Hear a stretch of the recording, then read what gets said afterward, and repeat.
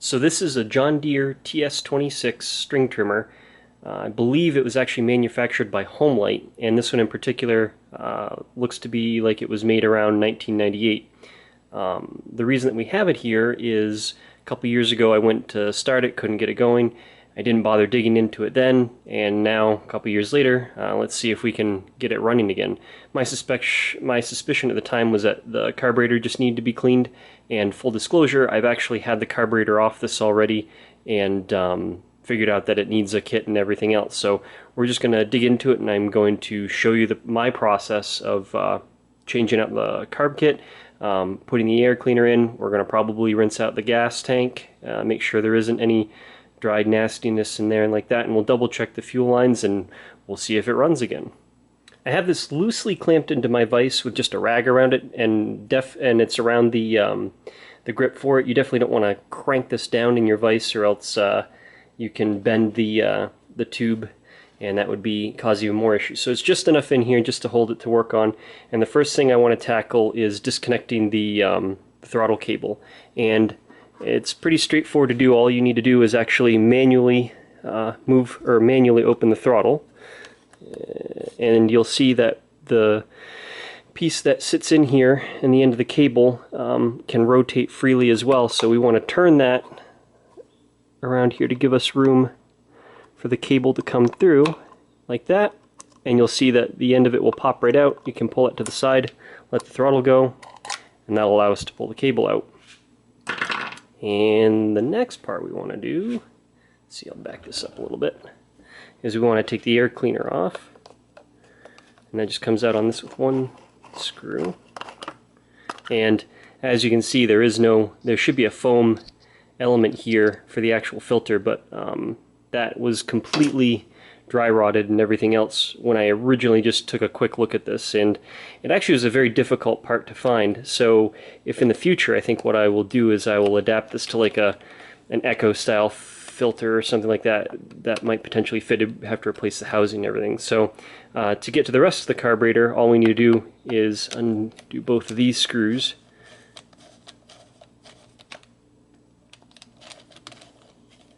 You should be able to pull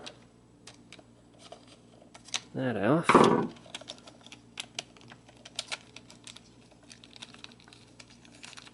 And yeah, the carburetor's loose and everything, and I just dropped the gasket on that side. So air cleaner comes right off.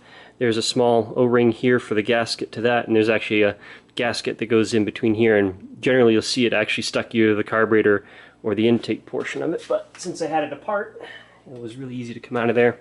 It's just this guy right here. I took that off. If you're going to reuse this gasket, it's important to take note of its orientation so that it will seal when you go to put it back on. And just judging by this, where these two little dimples are and the shape here, it actually was in this way. And one thing you want to take a look at if you have it down this far, see, I'll change the camera angle here. Alright, so one thing you want to take note of when you get it down this far is this port right here. This port is actually essentially a pulse or vacuum type port. As the piston moves up and down, it creates basically a pulsing vacuum pressure. And actually we'll disconnect these fuel hoses too to the carburetor so we can get the carburetor free. And if you look at the back side of the carburetor, there's a little port here, and that pulse actually works a diaphragm inside of the carburetor itself to pump the fuel into the carburetor, and that's how that whole system works. There's no float bowl or anything like that, and that makes it so that the engine can operate in any orientation as long as there's fuel in the tank. So it's just important to make sure there isn't anything in there, any debris or anything, and luckily, like this gasket actually has two holes. So if you had the new version of this and you swapped it around, it wouldn't matter, because either of these, both of those holes would line up with that spot. So just making sure that that's clean and like that. And now with the carburetor off, we'll focus on the carburetor itself, and I'm going to take the trimmer out of my vise so I have a little bit more room. So like I said, full disclosure, I already had the carburetor off, and I already had pulled some of it apart and found exactly what the probably the issue was to begin with and has gotten worse only with me letting it sit there. So to take this apart, we'll start on this end, and all you'll need is a Phillips screwdriver, and just try to find one that fits really well within those screws, because you don't want to strip these out. It's what holds the carburetor together. They're pretty easy to strip out, and if it's been sitting like that for a while, they might be a little bit difficult to break free. So you just want to make sure that you don't strip out the head on that. So I'm going to pull this apart a little bit more, and I will kind of explain some things along the way.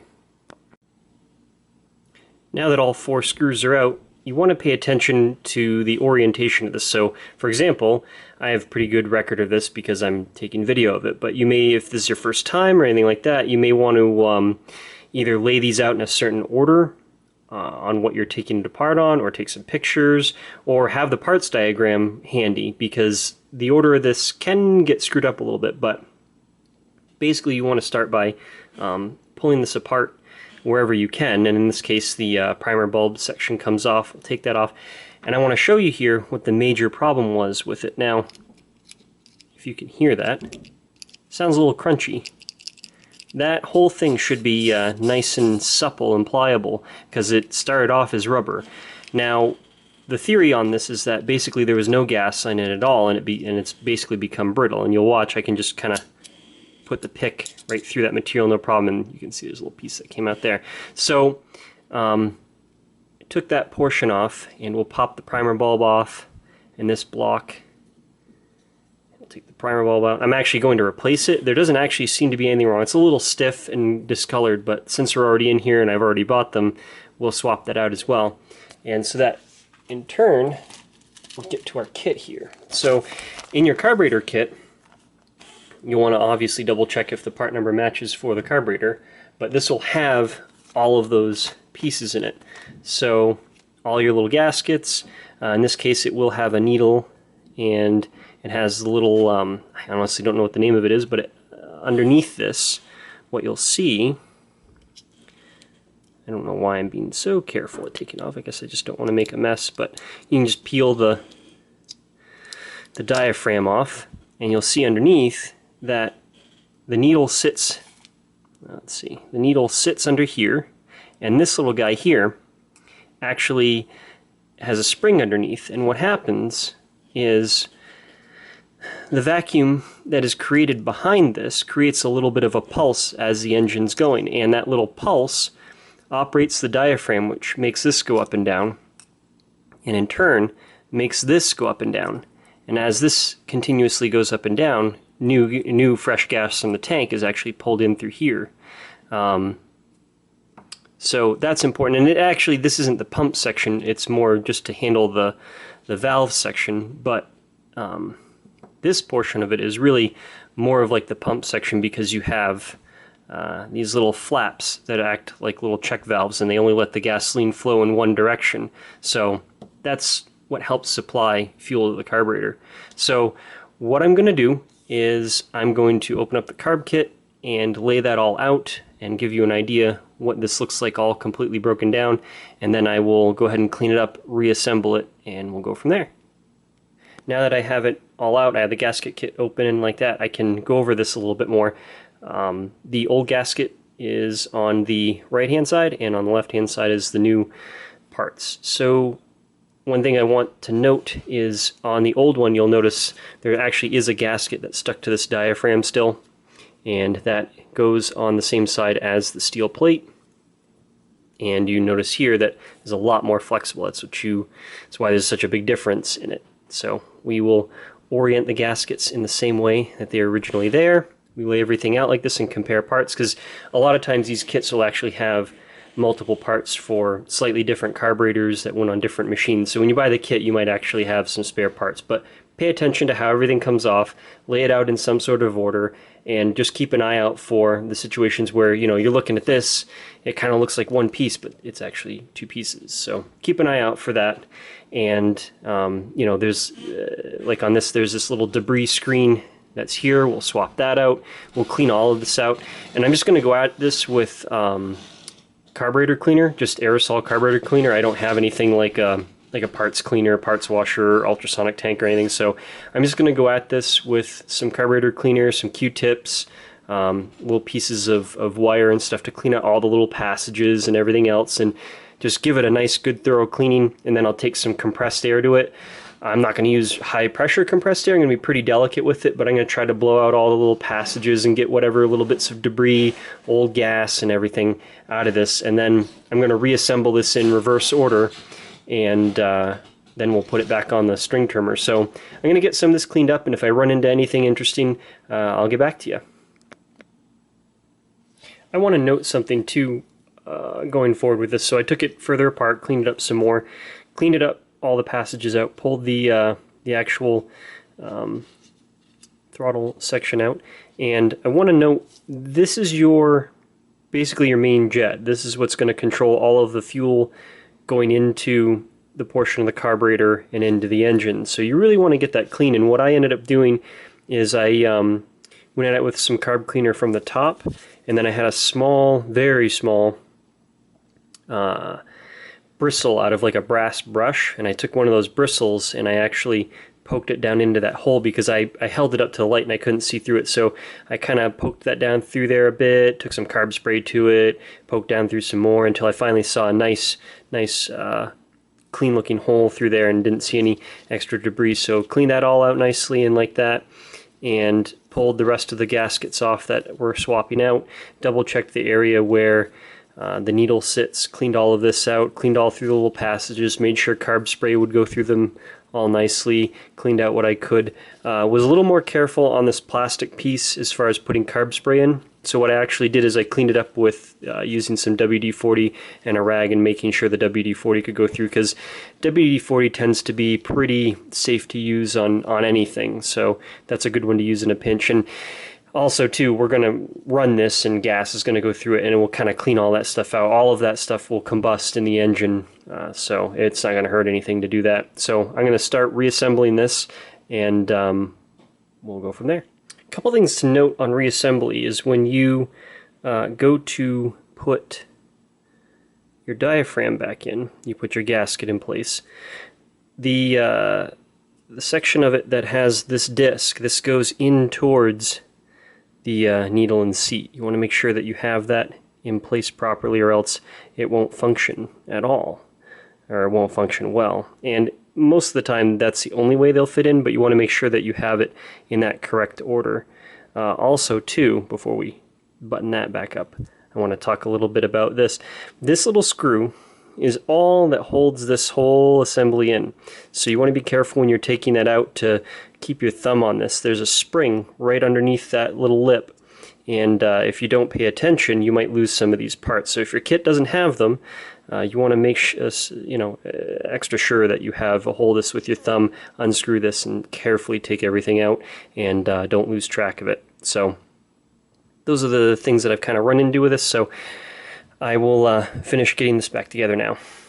It's also very important to double check your gaskets when you're putting them back together, because like I said, a lot of these can be two-piece, so I took my time when looking carefully at the old one, and sure enough, that gasket takes this one as well, so we layer that on top, and so we have these two that are left over. So let's see, there's no other gasket on this guy, and judging by this, we only had the one gasket, so I feel like this one must go somewhere, and it would make sense for it to go on top like that, but I don't see it on the old one at all.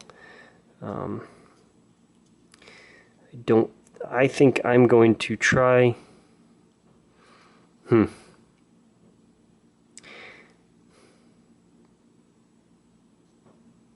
is possible. Oh, yeah, so that must be for a different carburetor, because we have this little gasket piece that's over that hole. So we're going to put that on there like that. And that matches up as closely as I can get it to the original gasket piece. And so we're almost ready to completely assemble this. So I don't know, I guess I'm just going to keep the camera on. We'll pop this back into place.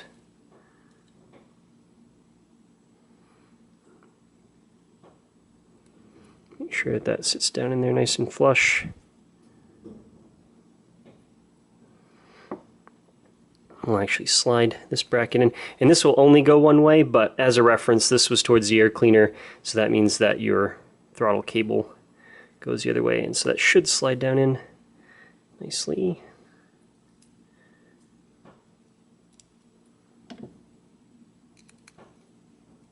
That one doesn't the way you're on. Grab that one. Alright, so I'll finish putting this back together, and I'll be right back. Now that the carburetor is cleaned up, I'm actually going to pull the gas tank off and rinse it out with some gas because it'll be easier to do it then before we stick that on there. So on this guy, it's just two, looks like Phillips screws that are threaded right into, right into the body. So we'll just unscrew these. Make sure they both come loose.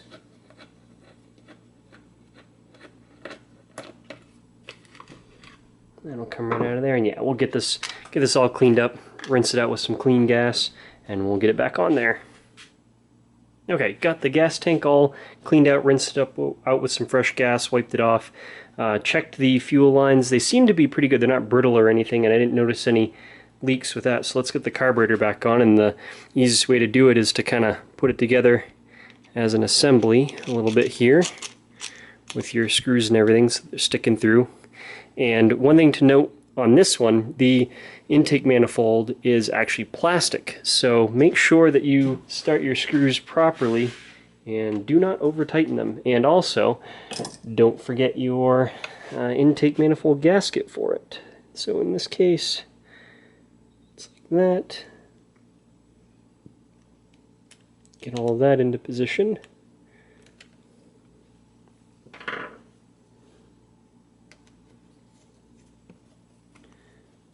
You know, like I said, take it easy, make sure the screws start properly, because you definitely don't want to cross-thread these into that plastic. Because honestly, I don't know if you can get that part for this trimmer anymore. So work side to side, double check, make sure it's going in nicely, and then when you go to tighten it up, don't over tighten it. You don't have to go crazy here. Just snug it up. And yeah, we just make sure it's all cleaned off.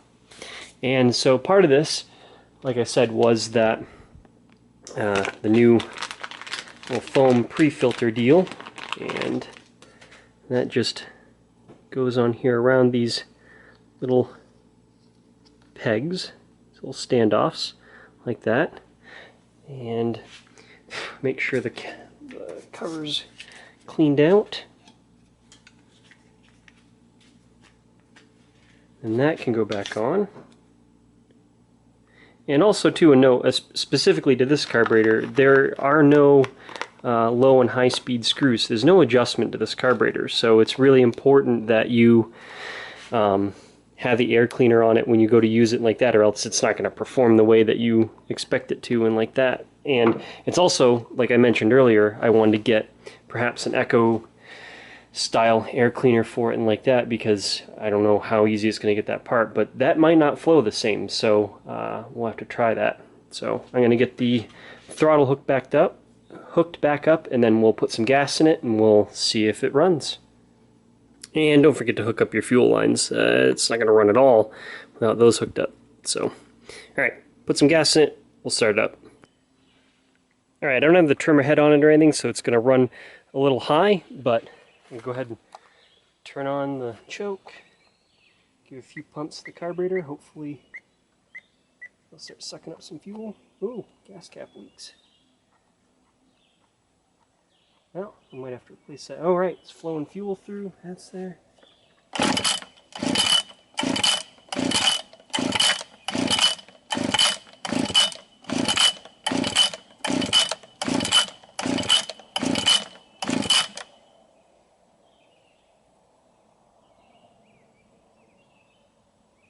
That's looking pretty good, isn't it?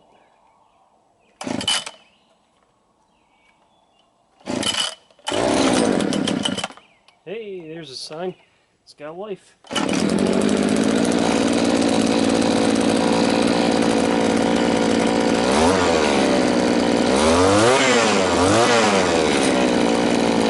Runs.